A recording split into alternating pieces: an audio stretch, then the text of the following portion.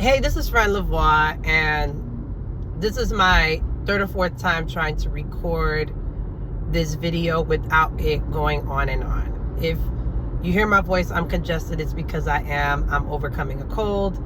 Also, if you are here for the first time, I am Fran, and I am a person that talks about whatever I want to talk about on the internet.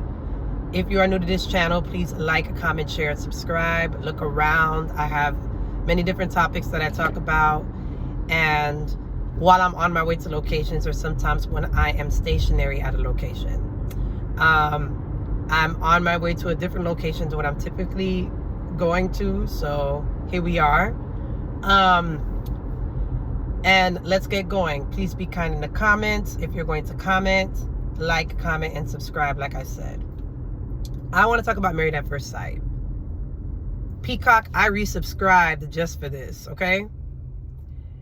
Let me tell you something. Married at First Sight this season, I think I stopped watching several seasons ago. And then this season, they were taken over by Peacock, which means that they fired Dr. Pia, Pastor Cal, and Dr. Pepper. Pastor Cal was a pastor. Dr. P, I think, was a psychiatrist, or psychologist, rather, I'm sorry. And Dr. Pepper was a sociologist, which I think are good combinations for experts. But now we got Paul C. Brunson, and we have Dr. Lisa Paz. I think Dr. Lisa Paz is a psychotherapist. They said she's from Miami. Big ups to her. When I saw the Paz, I was like, you know, she's a Latina woman. Dr. Paul, not Dr. Paul, he's not a doctor. Paul Brunson is a matchmaker, and he is from the Married at First Sight UK. Now, this show historically has matched together a lot of hits and a lot of misses. And obviously, TV is for ratings, and you need it to be interesting. And marriage is very, very uncharted territory for anyone. It doesn't matter how long you've known a person. What I've gathered is you never really know a person until you marry them. And even then, according to some of my friends who have been married 10, 15, 20 years, you still don't know them. Because we are complex individuals. And on top of our complexities, what adds to it is that we as people change. And that make things either simple, more complex, or actually simplifies things and decomplexes things. So it really is just the luck of the draw when you're marrying a person, right?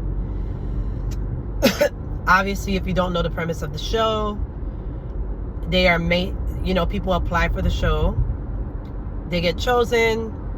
The first couple of episodes, or 4 or so, are us getting to know the people that are chosen for the experiment. It's a social experiment. And then they are matched up with other hopefuls based on what they are looking for, obviously, in physicality, personality, character, even down to how much you make, even down to physical attraction. And before I dive into this season and plenty other seasons in the past, the idea is that they are picking people who are essentially what the other person wants, but they are also working with what they have in the pool of applicants, okay? So with that being said, sometimes you're not going to get what you fully want. And that's life, right? Like, I know people who have gotten everything that they wanted out of a person, like down to the soles of how the soles of their feet look, right? Like and those people are blessed, okay? And that is beautiful, right? And then I know some people that, child, they might have got the person that professionally looks good on paper, physically is not what they would have gone for, but here we are. That is what we get a lot on Married at First Sight. And we also get a lot of people who aren't particularly ready for a relationship when we see it on the show. Like, whose man is this? Or whose woman is this? Like, why y'all put this person on the show? And how was y'all not able to discern that this person wasn't ready? And once again, people put their best foot forward. People lie to themselves, and they also lie to other people. And that's just the reality on that. And we just are in for wonderful, wonderful, annoying episodes. But annoying, so annoying that we just can't stop watching, right? Or can't stop talking about. So, a lot of people have things to say about Paul. He's not an actual therapist. He's a matchmaker. I mean, matchmakers, if he's been doing it for some time and he's had some success, there's a reason why he's on the show. Do I agree with everything that he's done? No. I think Paul has missed the mark on a lot of things, and we're going to start with Adam. Okay? Now, Adam, if you have not been watching the show, Adam has a weird mustache. It's kind of in now. And Adam comes off extremely rigid. He comes off at first like, yo, everything's all vibes. Or, well, that's how he becomes later. But he's very, my girl got to do all this stuff. I work out. I don't drink. I don't do this. She has to work out with me. We're going to play pickleball 19 hours a day. And it's just kind of like, okay, like at first glance, like you're listening to this dude. He has this life that he's built for himself over the water, and it's kind of like some rundown place that he loves. And he's dating a girl while he's trying to come on Married at First Sight. Paul tells him, hey, you finna tell her that it's a wrap right now. They break up on national TV. She tells him it's his loss. And I think the next time that they meet up, like, despite his rigidity, despite how wacky he sounds, Paul is like, we've got a match for you. Oh my God, you're just so awesome. Like, you're so athletic, and oh my goodness, wow. Yeah, we're gonna match you up. Like, ignoring like the quirkiness and the obvious, what you mean you was dating somebody before you got on the show, it's a wrap. Even though Paul, I do like, don't be playing games with these people. Like, they be calling it out. Even Lisa, Dr. Lisa, be calling stuff out. It's a little, I just personally don't like it. You know, I don't like this person for the show. But then later on, it's like he's all about vibes, and he's super chill, and everything's just whatever and up in the air. And it's like super concerning in that sense of, is you serious or is you ain't? Like, what's going on, my G? So then we have him matched up with Marissa, who likes to drink. She is not the most active person, and she's essentially passive in a sense that she likes to mirror who she's with. And so now what we get through with them the whole entire season is she just mirroring this man up until she can't mirror him no more. Now it's a 6-week experiment. In week 4, you want to let him know, yeah, you know, I don't really like doing pickleball like that for 19 hours a day. I don't like the fact that everything is just vibes with you and you're not very serious. I don't like that every single time we go out to dinner, you're dressed in a costume to catch attention, and that we have not had serious conversations. There's a lot of stuff that I don't like, but we're cool. We have not had serious conversations, but everything's all good. No, you're evading responsibility, right? You know, the next couple I could think about is Belle Jolie and Mecca. Now, Belle Jolie is fine, okay? She's a beautiful woman. She's an artist. And you have Mecca, who works in sanitation. Beautiful, beautiful couple on paper. Mecca needed to get his hair done, like, I think 2 times during this season. But, I mean, it is what it is, right? Like, we all have bad hair days or weeks. But the idea is that they look great together. Belle Jolie, I felt, was feeling your boy way more than he was feeling her. And he lets her know that. He was like, yeah, you know, like, I'm not like head over heels. And I feel like, you know, the experts wanted to say, especially Paula's, look, I think you love him, but you don't want to say it. Love, I think she is more willing to love him more than he is willing to love her, because he has he has mommy issues. His mom done left him. And Belle Jolie has daddy issues, but Belle Jolie is more willing in this experiment than he is off rip, right? Mecca is like trying, he's doing what he can. And Belle Jolie, you know, at times it's like, okay, I'm gonna pull back because you're not doing, or you're not giving into this more than what, you know, I think you should. And then he starts to, you know, like, because she's playing hard to get, right?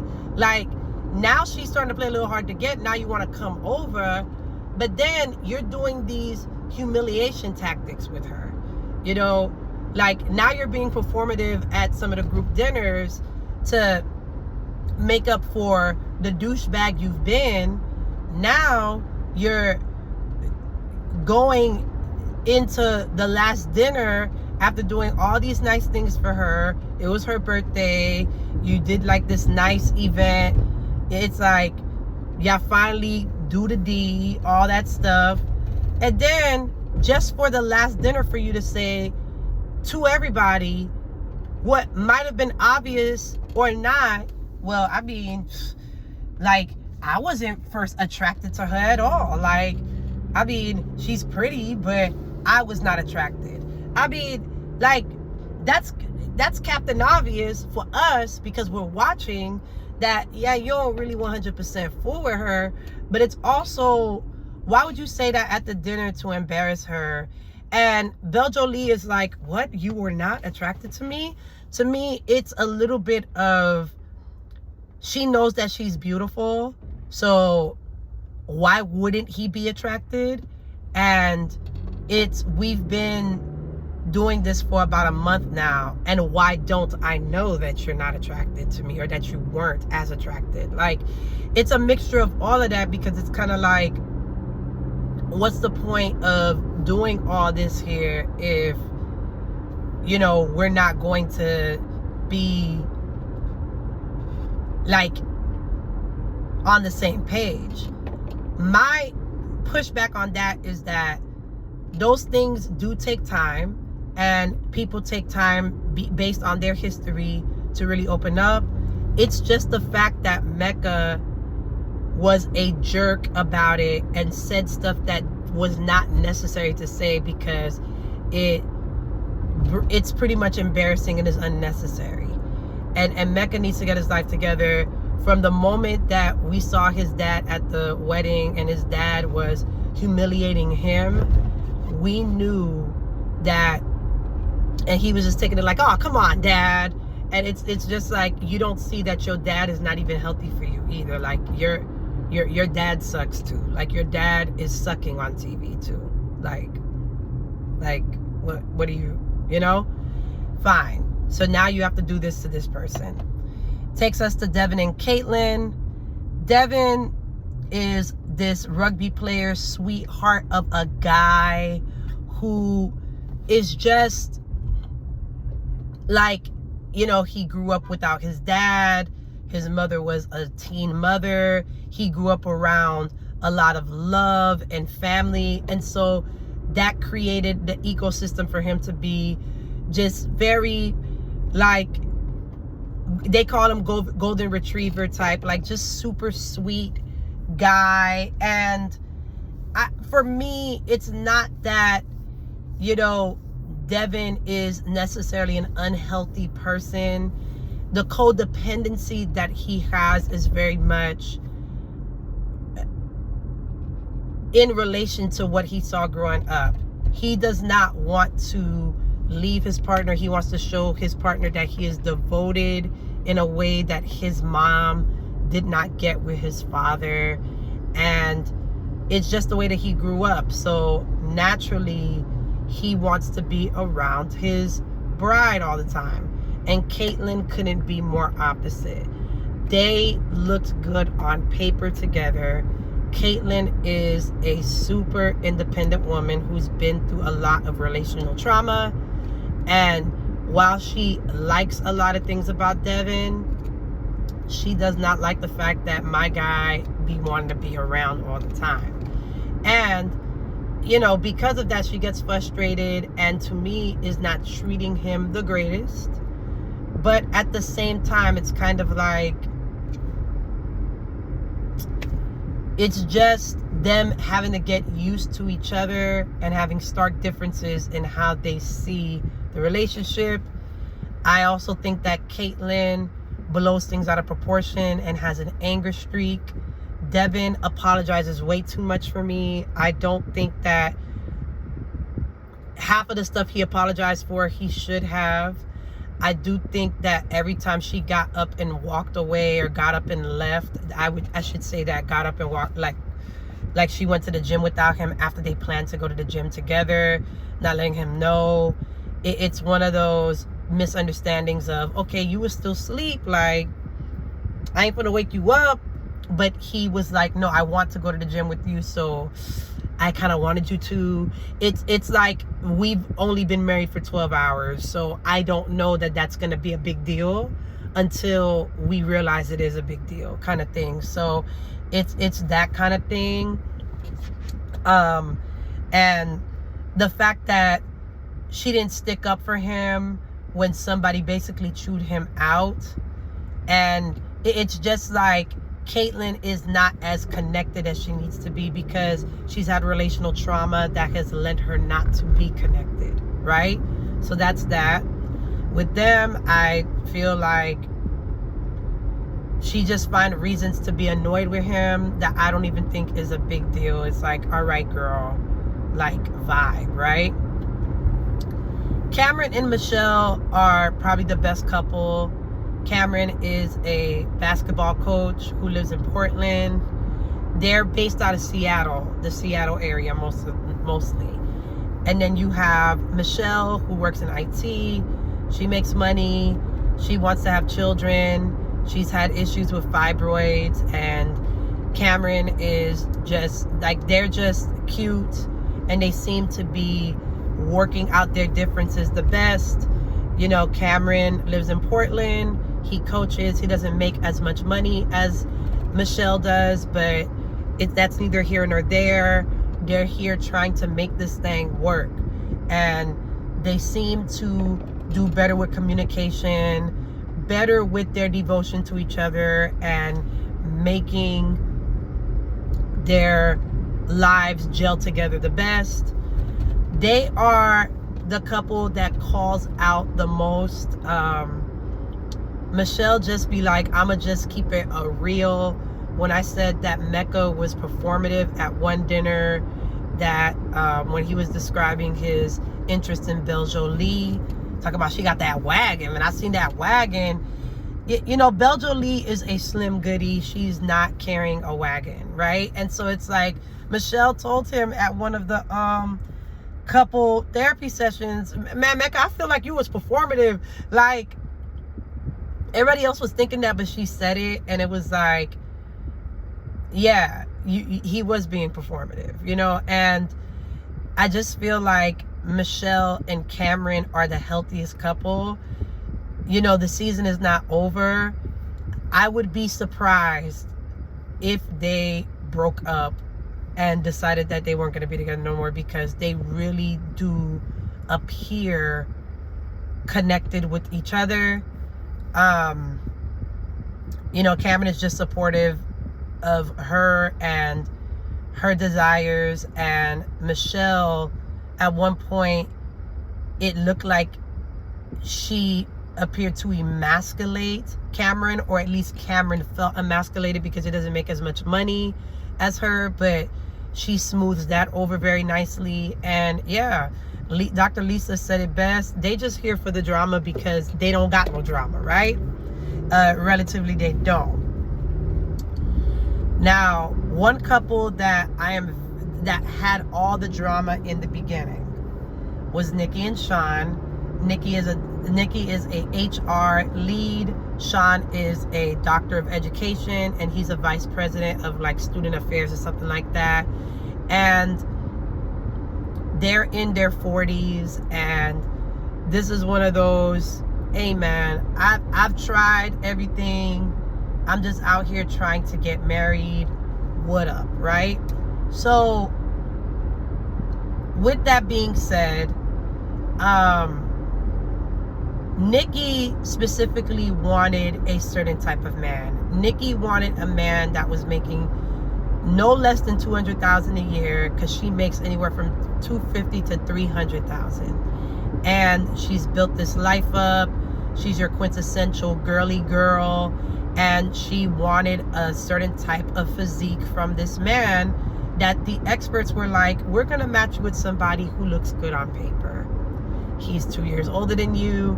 He's a high power professional like you. We're not sure about his salary, but hey, y'all look nice together, and y'all will make great conversations together. And that didn't even prove to be well, because Nikki has sensitivities that Sean is not privy to, and Sean was being a jerk a lot of the time. He was gaslighting her a lot of the time, and was just very, I'm trying to get to the loot, aka the bed. And Nikki wasn't attracted to him. She was like, I don't think you fine. It's not making me want to jump in with you. You know, like, there were a lot of, she was misled in a lot of ways, and she's still trying to be patient and make this relationship work. And then now you push her buttons by asking for sex quicker than what you want to, than what she wants to, or being insensitive in different ways. Unpopular opinion, I think Nikki generally is a sensitive person, and I think that a lot of the stuff that Sean said, I wouldn't have taken it as personal. But it's kind of like when you don't like something, you're gonna find everything personal in it. And I don't think that she liked him off rip to let certain things slide. Like, for example, they were at the altar, and you know, he was like, well, you know, I'm a doctor. And she perked up like, oh, you're a doctor. While he is a doctor, he's not a medical doctor. And we know that societally, when we hear somebody say, I'm a doctor, the most famous and most recognized type of doctor is a medical doctor. And he said, well, I'm a doctor, but no, he is a doctor of education. And that is something to be proud of, but it was a misleading comment. When she came up, she did not expect it to be him, honey. And he was just like, okay. And she was really trying with him. Like, you know, I'm not attracted. And I think he was thinking all this time, oh, she's attracted to me, or, you know, we married, so automatically let's go. And do I think that Sean is an ugly guy? I don't think he's ugly. I think he's a pretty average looking man. Like, would I be jumping like over the hill for him? I would not be jumping over the hill for him. But do I think he's an ugly man? I don't. Like, you know, but it doesn't matter what we think. It's about Nikki. Nikki was not attracted to him. And over time, they've had some explosive disagreements because Sean just wasn't sensitive to what Nikki needed him to be sensitive to, Once again, that takes time to really get. He started to do that. She was rude and disrespectful a lot of times, making him feel this small. And it was very reactive. And then they went to therapy with you keep on saying Dr. Paul, with Paul, and they eventually, they started to make things work functionally. Do I think that they will immediately work? And do I think that they are still like, yes, this is going to work? No. At the last episode, they were at the couples dinner, and yes, they did say, hey, like, we're undecided, because I don't feel like they're still attracted to each other, even though they had a sexual moment, and even though their communication has improved. Nikki is still waiting for that physical attraction to arise, because listen, you want to wake up next to that man and be like, this is exactly what I'm looking for, right? I get butterflies when I see this man. Even though butterflies are not an indicator of a success, it's like, that's what she want, and she ain't stopping until she get that, right? And child, when they showed this man walking out of the room in the gray cam after they had their intimate moment, they showed this man, everything was open and swinging. That man was singing, "We Are One." I was like, oh no. They got it in some shape or form, and that is hilarious to me.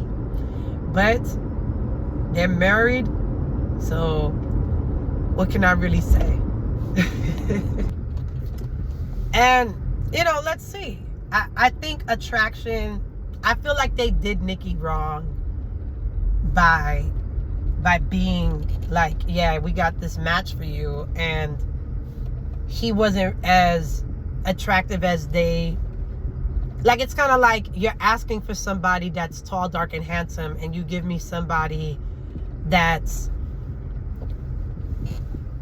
white, short, and tubby. That's not what she wanted. But like I said, they're going with what they got, and this was the best that I feel like they could do with what they had in their applicant pool. But at the same time, just let them know, baby, we ain't got no match for you. But they had a match essentially on paper. But yeah, like, they need to stop underestimating how much attraction plays a role. Like, attraction plays a role here. Like, if I don't think you cute, I don't think you cute, So as we move on, we get to Felipe and Tori. Now, Felipe is Brazilian. He's a restaurant host, and I think he runs a restaurant. He's like a restaurant manager. And this man likes to party, and he likes to, just be a wild dude out here. And then you have Tori, who's a Christian. By the way, she's a Christian, right? She's a Christian. She loves God, and she's beautiful, and they seem to be good together too. Another red flag for Paul, the matchmaker. He was either late or he missed 2 meetups with Paul, and they had to reschedule because Felipe overslept because he was partying all night. My guy, like, what you mean you partying all night? Like, no, right? We're not partying all night. We're meeting up. And so they just let that slide and was like, we got a match for you. It's like, what? Like, and so you have Tori, who is someone who is a steady Betty. She's cool, beautiful girl. And it seems to look beautiful at the wedding. His mother is a little like clingy, it seems. She ends up being okay. Probably still a little bit too clingy for our taste on TV, but okay. And then they get to the honeymoon, and he lets her know, yeah, I'm an atheist, and she's a Christian. And it's like, it's either he left that part out, or once again, the matchmakers knew that and they don't think that it's a big deal. Faith is extremely important. It's like, you might have seasons where a person is like, I'm not going to church, or I'm not doing this, I'm not doing that. But for them to have opposite moral and religious values from you is a crazy, crazy, crazy no to me. But they were like, yeah, let's just match them up. Yeah. I'm like, it's crazy. Now, you've got this man who they seem to be connected in the beginning. They eventually get it in, and it was too much for her at the beginning. But, you know, she's like, it was amazing, but it was just too much. And I don't know if he laid it on way too thick. I don't know if he, you know what I'm saying? And I think right there, alongside the regimented I'm married life, started to get to him and was like, am I really ready to get married? And then he says at a dinner, I like smashing a bunch of women. And it's like, you know, that's his truth and that's cool or whatever. But why would you say that out loud to everybody? I feel like if he would have said that to her in private, it still wouldn't have gone well. But it's even worse now that everybody know. Because that was at one dinner and that was at one meetup. Now at the last dinner that we're seeing, they are drilling your boy. They're drilling him. I don't know if he said it at the dinner or if he said it at the couples group therapy, but he said it in front of everybody. And now they're like, are you sure today? What about tomorrow? This, that, and the third. And those are valid questions, right? Because you said something wild in front of everybody. And now Tori is like, hey, she said that she a runner, she a track star. She said that initially, especially when she had her discomforts in the relationship at first. But then she's willing to, you know, not run and be a track star. But now you're going to say that you are used to dating a whole bunch of women. You're trying to smash all of them and you're not sure. But now you're sure. But then you still have uncertainties. I don't know. It's going to lead anybody to wonder, is you sure or is you ain't? You know, so he blew it there. You know, he blew it there. And then it's like, I guess he was getting grilled in front of everybody. And the part that was so crazy to me was like, they were like in a kind of like a couple's confessional outside of the venue, where he was like, you know, I was getting completely like trashed at the dinner, and you know, I feel like it would have been nice if my wife was there to support me and to like back me up. And Tori just looked at this like, I mean, you dug that hole for yourself, my G, right? And I was like, oh, right? And I remember at the dinner, that last dinner, shoot, Sean basically told Adam, hey, your vocabulary is trash, yo. What Sean was trying to say was, as a member of the sometimes I don't say things the right way brigade, right? I'm part of that brigade. What Sean was trying to tell Adam is that this is just vibes. It's so cool. My girl has to do pickleball 4 hours a day type. What he was trying to say really was, you are not appearing serious enough for what this experiment and for what marriage entails. And we are concerned that you and Marissa don't have, I think that's her name, don't have a close enough connection to make it at this time for decision day, because you appear unserious with your manner of speech.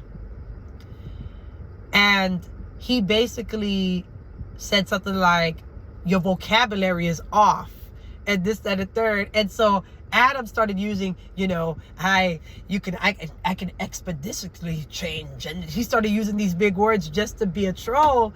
And baby, he was in that outside confessional with Marissa.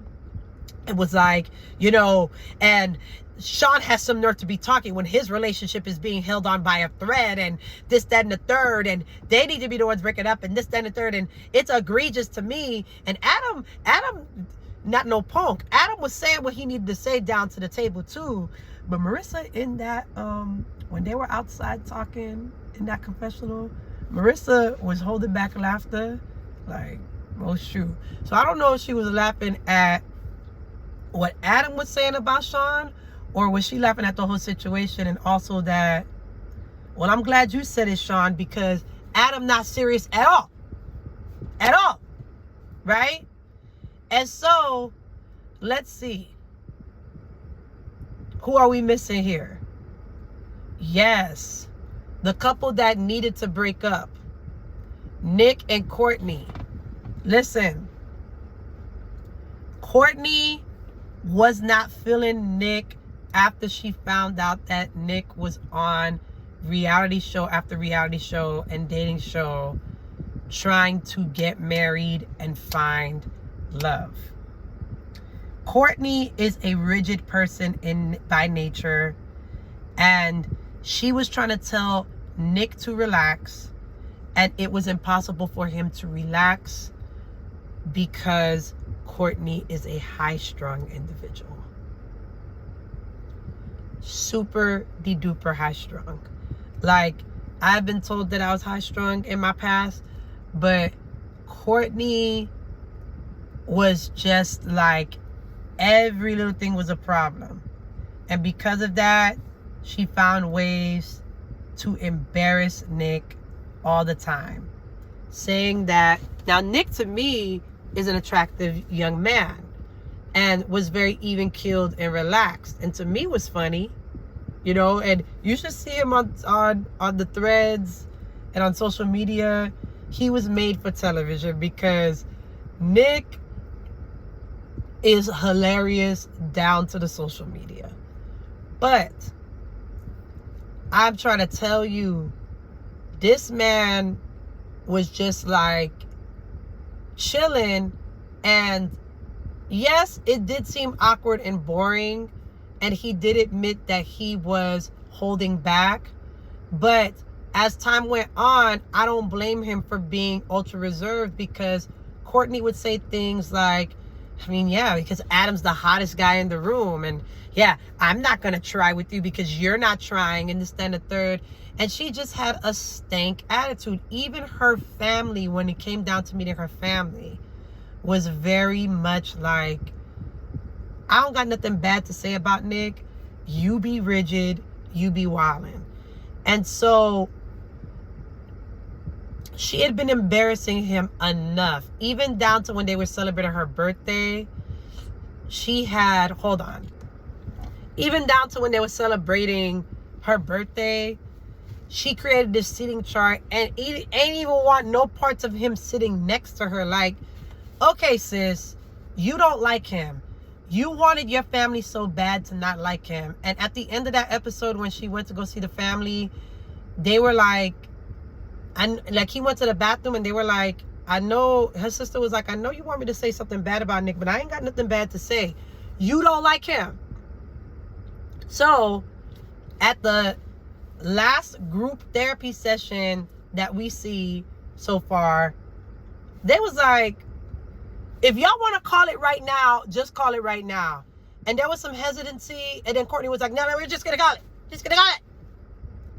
And Nick was just like, hey, high key, because you always say high key, this is a wrap too. And, he was outside.